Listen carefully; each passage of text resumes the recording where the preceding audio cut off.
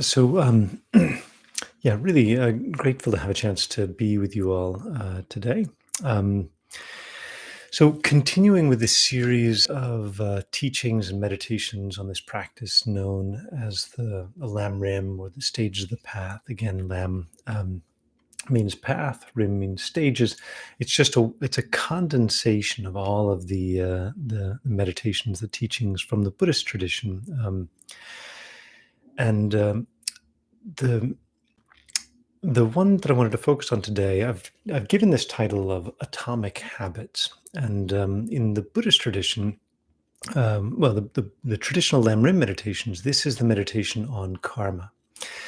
Now, karma is a Sanskrit word that means action, um, and so this meditation on actions is mostly for the purpose of helping us to appreciate the power of our actions. And so you're probably wondering what's the connection between this book, Atomic Habits, which I product placement I brought with me here, which I like the name, I like the book, I really like the content, and then this is a Buddhist text, How to Understand the Mind, which introduces this this series of meditations on Lam Rim. What's the relationship between these two? So. Um, As best I can tell, this book does not come from like Buddhist roots or anything like that. It's just him collecting a lot of tidbits of knowledge that he'd gained about psychology and human behavior and neuroscience and his own experience and so forth, to try to distill his understanding about how we lay down new habits, um, and how we can break old habits, and how this whole process of habit formation on a microscopic level, so to speak, microscopic level or on a fine grained level, how this process of habit formation does a lot, including forming our sense of self, our identity. Um, And just to give you a brief synopsis of the book, this is your too long didn't read version. This title, Atomic Habits, has multiple implications, multiple meanings. One is that that habits are built up from individual actions, and the idea there is that habits are just your brain's way of making things easier over time. If you do something a lot, it becomes habitual. It becomes so easy you don't even have to think about it, for better or for worse. I've been trying to. I took the week off work this week to try to write, and as I'm writing, one of the big risks is I'll get an idea and I'll go look something up on the internet, and there goes 30, 45, 60, 90 minutes, me like looking at this and down the rabbit hole. So I can open up a new browser tab and search for something without even consciously knowing that I'm doing it almost. So I set up this internet site blocker. And yes, ideally, I should have more discipline that I don't need that. But basically, when I try to open up something, it gives me this big message like, what are you doing? Why are you doing that? It's because this has become a habit. It is for me as easy as thinking. I can reach into my phone, pull out my pocket, pull out my phone. I can walk. I can chew gum at the same time. Not that if I chewed gum. Habits just make life easier. Make it so you have to invest less mental energy, less planning, less thinking. Habits are great unless they're not great, right? So habits are laid down from individual actions. It's the mind's way of just making things easier over time. A second meaning of this title, Atomic Habits, is that these habits have phenomenal power. And one nice way to illustrate that is the classic exponential growth curve. Like if you get 1% better at something every day, by the end of the year, I forget what it is, but it's, 5,000% improvement, or probably much more. But exponential growth is extraordinary. Exponential decline, causes significant degradation. I knew about exponential growth from math class, and then from my dad telling me about investing. But even just in the last year or two, I saw an article on the power of exponential growth through of your knowledge through reading a little bit every day, and I'm like, oh, should have thought about that a few decades ago. All right, well, never mind. I'll start now, right? Like this, this expression, the best time to plant a tree is 20 years ago. The second best time is now. So, something like that, right? So we can think about that with respect to our habits. The best time to plant a tree is 20 years ago. The second best time is now. Um,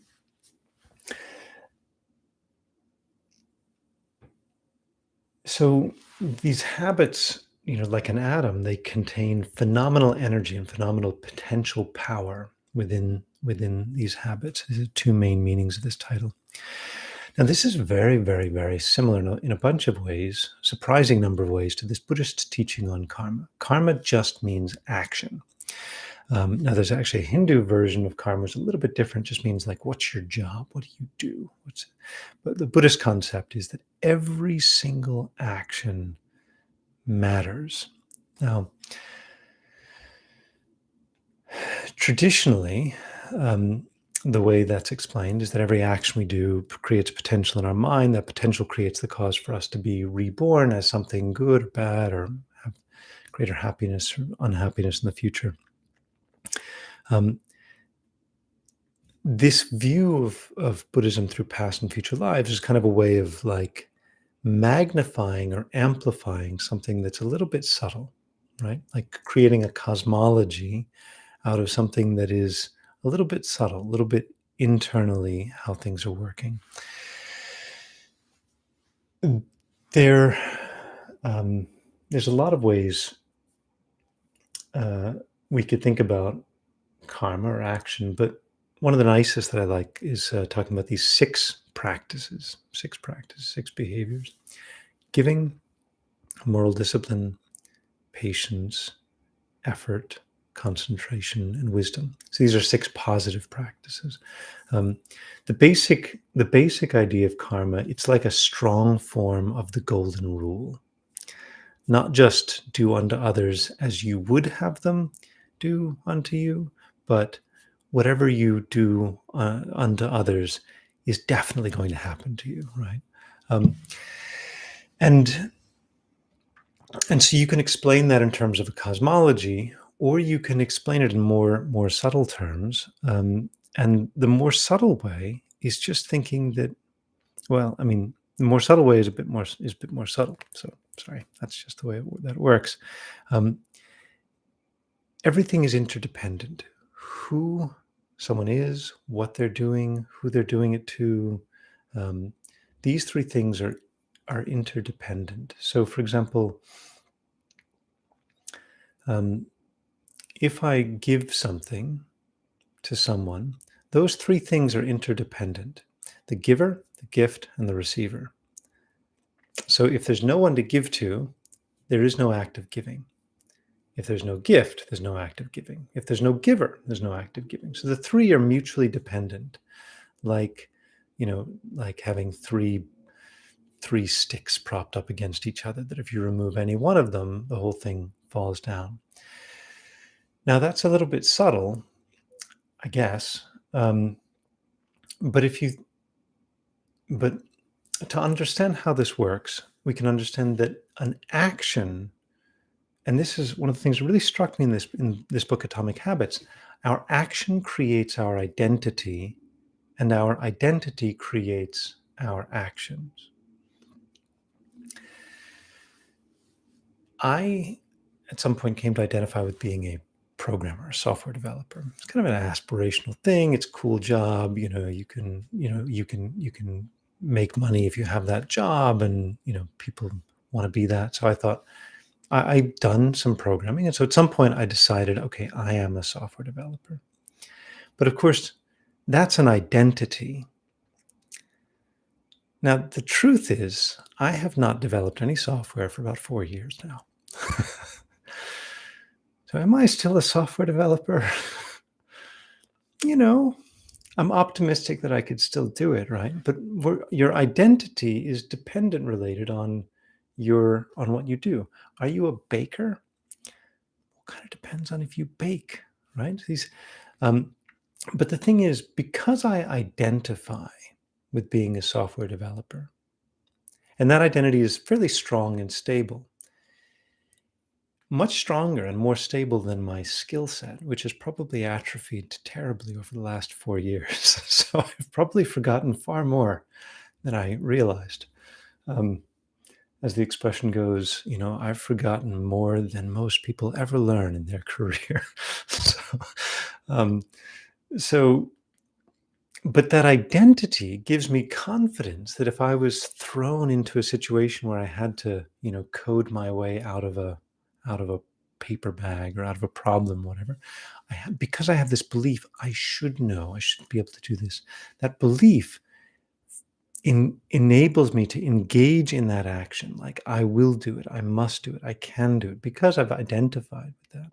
Well, I am a software developer, I should be able to do this. Similarly, if you have the identity, an opposite identity, like I can't do it, I'm computer illiterate, or something like that, then even if somebody tries to break down the basic steps, it's hard for you to build the confidence, right? So our identity can enable actions or disable actions, or make it or impede our ability to engage in actions. One of the things it says in this book, Atomic Habits, is that every action is like a vote for a particular identity. And I like that very much. So these 6 actions that I mentioned, whenever you practice giving, there's an expression, there's a traditional expression: from giving comes wealth. From giving comes wealth. Now, you can understand that in terms of a cosmology, that from giving you'll be reborn wealthy and so forth. Or you can understand that giving literally is what creates wealth, this interdependence of things. Giving, there would be no benefactor, there would be no beneficiaries if there were no benefactors. And if there was no one, and in fact, even attributing value to something is a mental act, like believing that this class has value, for example. I believe I'm giving this class. I have a belief that this class has value. You keep coming back. Hopefully, you have a similar belief. But this is um, mutually dependent, right? If we all believe that this teaching has value, and I'm trying to give and you're trying to receive, then there's an active giving that's happening. But if you feel like, as sometimes you get trapped in a conversation, someone's trying to give you their life story and you don't want to hear their life story. At that point, they think they're being very generous, sharing their life story with you. And you think, this is not generosity. No, this is not. This is torture. This is socially induced, enforced torture. So an act of giving is dependent on this mutual view of value, right? It's dependent on a giver, on a receiver, like a conversation. And then, in a sense, one way of thinking about karma is that everything is a conversation. Everything is an interaction between multiple parties. The one who engages in the action, the one who's a recipient of the action, is a conversation. This old koan, what is the sound of one hand clapping? Right? What is the sound of one hand clapping is indicating that things are interdependent. Things are mutually interdependent. What's the sound of a conversation with only one person in there? This is teaching this interdependence. This is the opposite of how we normally think, and that is the main point of actually meditating on karma, is to internalize this understanding that every action we do matters, because it's the opposite of how we normally think. We normally think that the world, maybe this will make sense, I don't know. We normally think that the world is made up of nouns. You think of yourself as a noun, like you are you, right? I am me, and this is a place, and so forth. Um, but it is more like the world is made up of verbs, right? We are in the process of being, repeatedly being. There's I was just skimming the Atomic Habits book before we joined, and it made the point that the word identity comes originally from the two Latin words as a combination of iden identitas or something like that, which means repeatedly, and essentitas, which I'm fumbling on this, but essentitas, which means being. So the original meaning of identity is the combination of repeatedly being. And so if you're repeatedly being something, then you develop a stable identity, like a stable persona. I am a benefactor because I repeatedly give. I am an ethical person because I repeatedly practice moral discipline. I'm a patient person because I repeatedly refrain from anger and retaliation and so forth. I'm a software developer. I'm a baker, right? Like these identities are really the result of repeatedly being something. Again, to this idea that every action we take is a vote for a particular identity. The power of that means that our identity is not fixed, that it is in fact constructed. It is constructed as a verb, right? There is obviously on an atomic level, everything is on the level of like actual atoms, everything is in flux continuously. But the delicacy of our world that we're now much better acquainted with, right? The delicacy of supply chains, the delicacy of, human, of the economy, the delicacy of ecosystems and so forth, is indicating that none of these things just exist, right? The Amazon rainforest doesn't just exist. The economy, a thriving global economy doesn't just exist. All of these things are dependent, related. The same, our personal lives don't just exist. Our partners don't just exist. Our jobs don't just exist. Everything is a coming together of countless factors, right? Now, within this, in general, it feels like we have very little control over our world.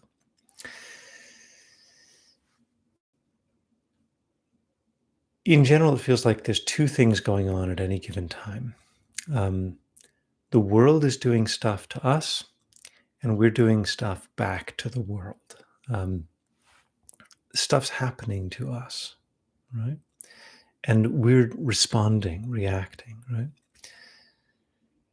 Now, over the first part, feels like we have no power and no control.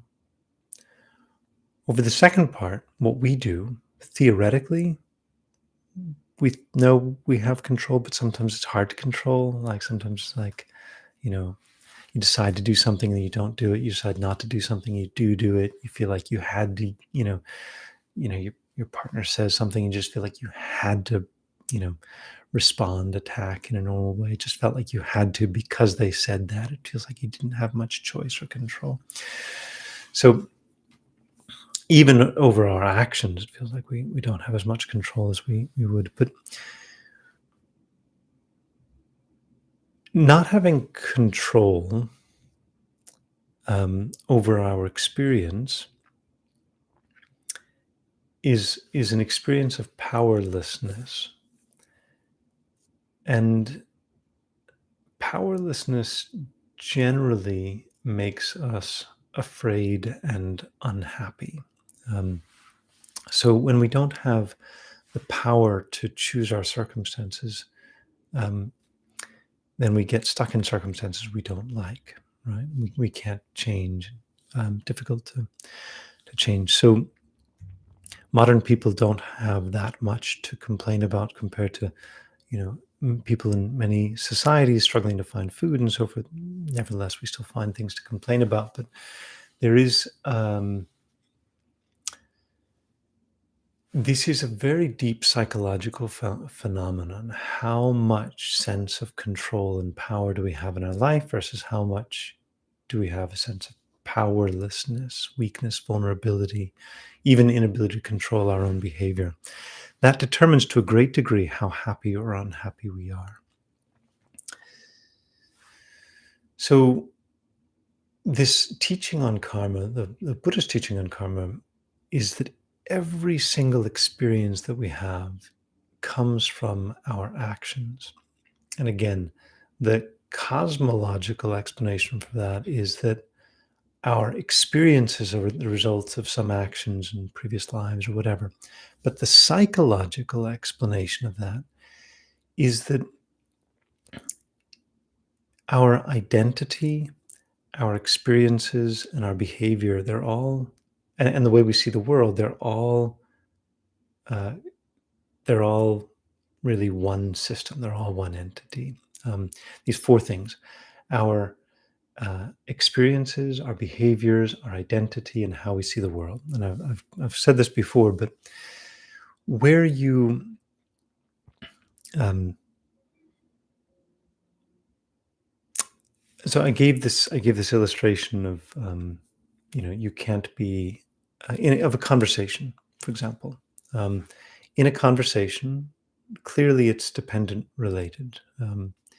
These three: the listener, the speaker, what is being spoken, what is being heard. You know, those four, I guess you could say. There's those four, right? Because what is being spoken is a little different from what's being heard, right? The act of speaking and the act of hearing, is a little different. Conversation may be a very nice analogy to help us to understand this. These four are all mutually dependent. Now, what is heard is not exactly the same as what is spoken, but of course, if nothing is spoken, then nothing will be heard. So there's clearly a dependent relationship between them.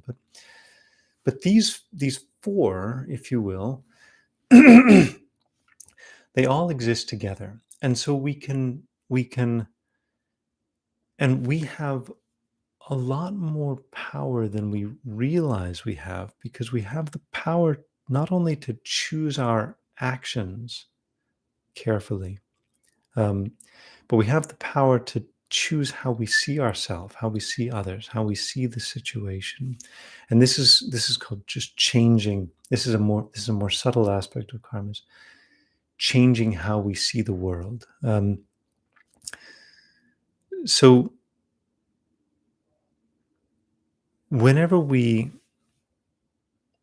whenever we do any action, um, it is first a mental action. It first is based on how we see and it reinforces not only a pattern of behavior, the way habits are laid down. Habits are laid down through actions. Actions reinforce patterns of behavior, but they also reinforce patterns of how we see the world. As I mentioned, they reinforce patterns of how we see ourselves, but they also reinforce patterns of how we see others.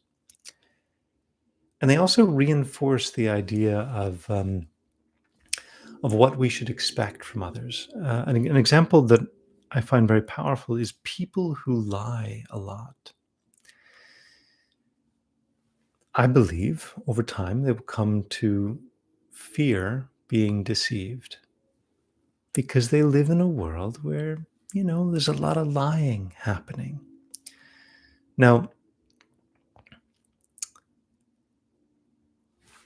when we lie, what we're doing, we are creating a sense that someone else is gullible and unimportant, and that uh, we are more important, and we're therefore entitled to manipulate the truth or manipulate their view of reality to try to get something from them.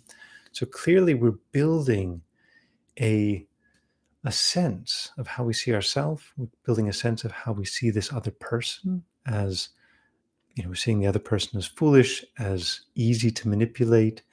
We're seeing them as having something that we want to extract from them, and so forth. So we're actually reinforcing a certain worldview, and but it's coming from our action. So whenever you engage in the action of lying, you're reinforcing an entire worldview. At some point, you can't keep that contain, like you will be on both sides of that worldview. You will be the one who is deceived. If you're the one who's deceiving, you'll be the one who's deceived. If you are the one who's being deceived through seemingly no fault of your own, there's also ways of changing our mind to think, these people are causing harm to themselves, right?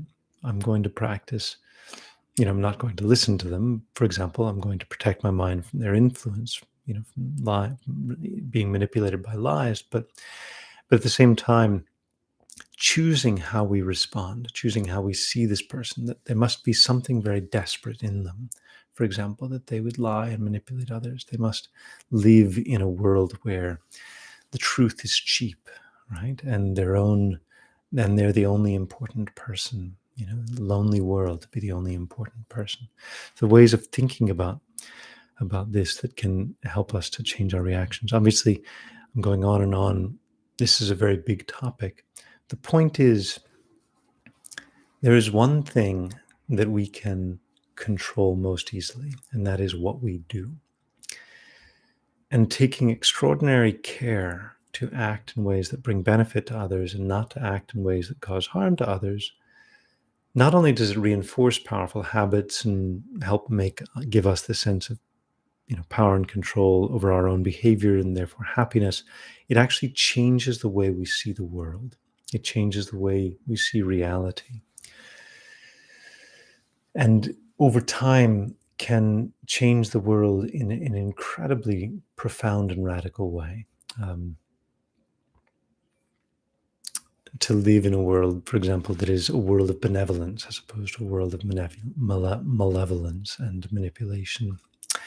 So anyway, that's the main point that I want to emphasize. In the meditation, the purpose of the meditation is to reinforce any of these teachings that help us to develop a conviction in the power of our actions and the importance of controlling our actions, engaging only in actions that benefit others and avoiding actions that harm others.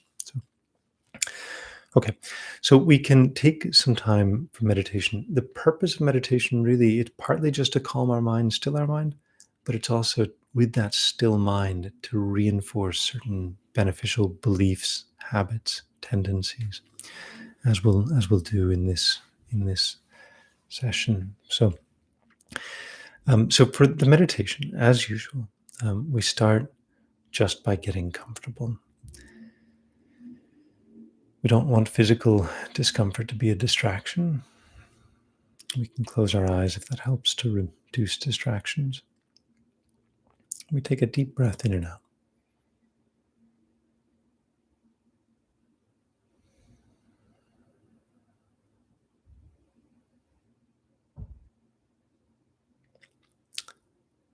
And then another breath, and just send a message to our body to relax, be at peace.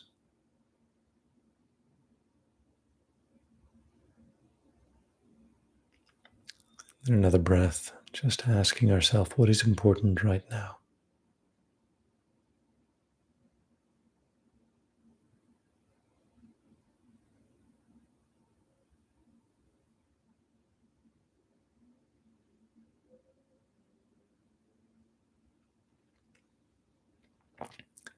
And with each breath, we can feel our body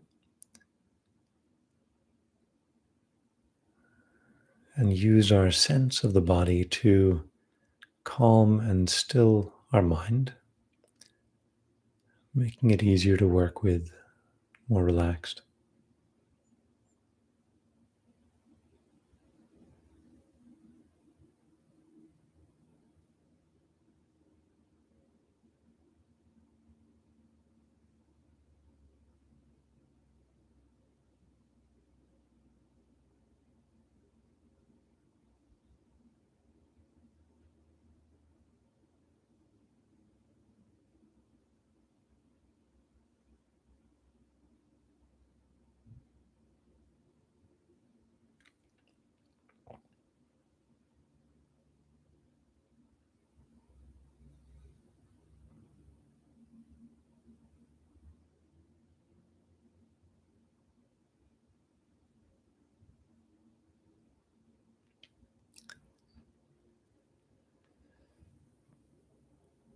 Our bodies carry and stabilize a lot of our emotions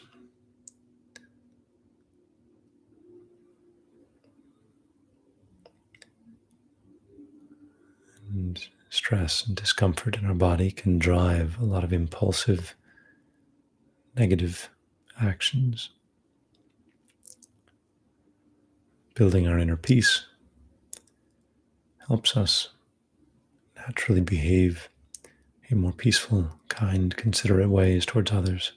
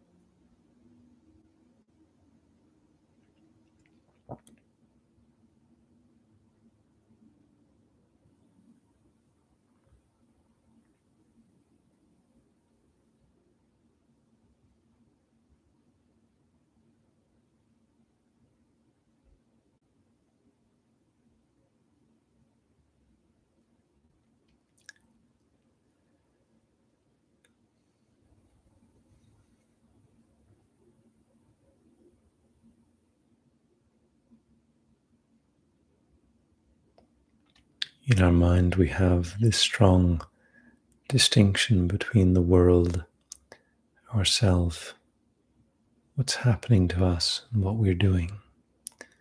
These four things.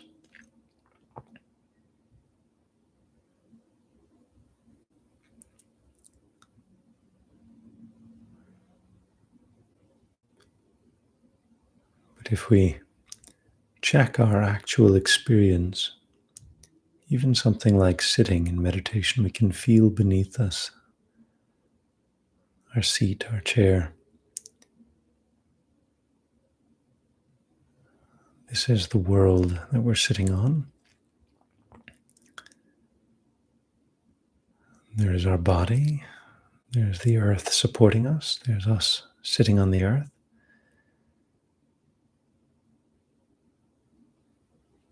But aren't they just one phenomenon? What do we actually experience? Just this feeling.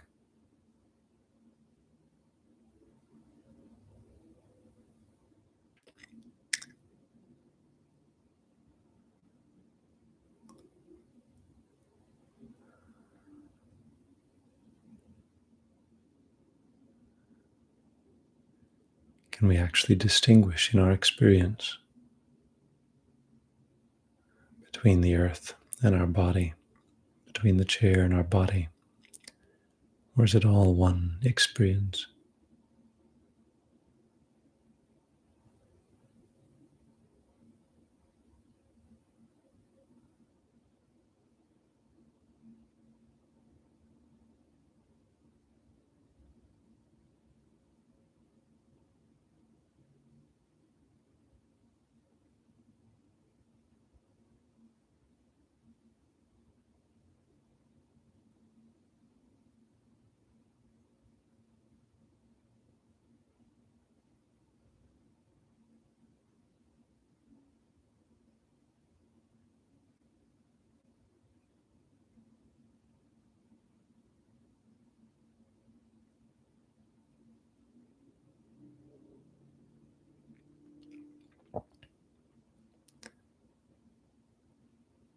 In the same way, we tell ourselves stories about what other people are doing to us,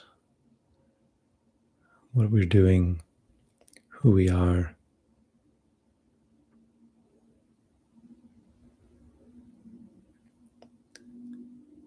We think the world is made of nouns, lots of separate, independent, interacting things. But the world is more like a conversation.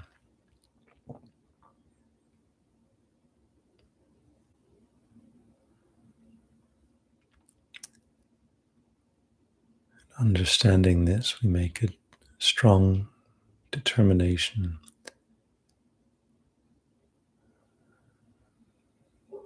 never to engage in actions that cause harm to others intentionally, and to apply great effort to benefit others in everything we do with our body, speech, and mind.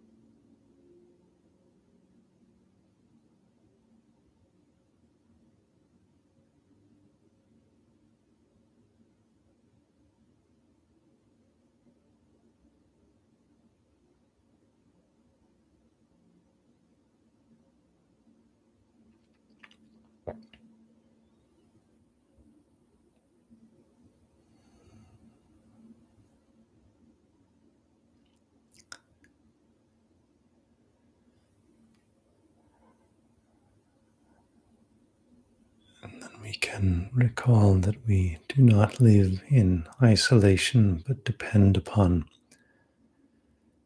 countless others. We bring them to mind with deep gratitude for their kindness, directly or indirectly.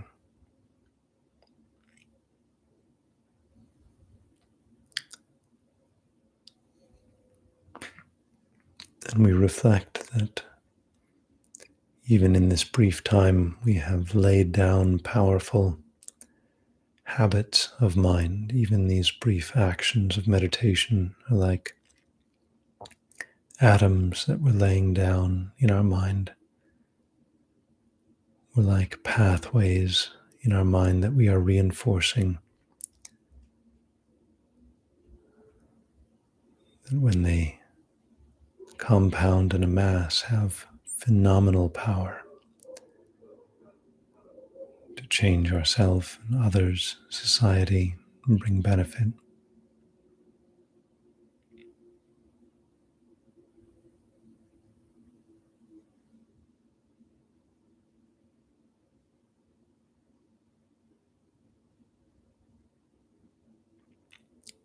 So we dedicate the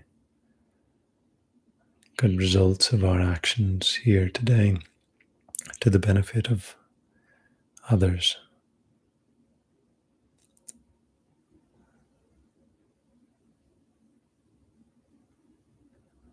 And make a strong decision to carry this view of karma, this carefulness with our actions into our daily life.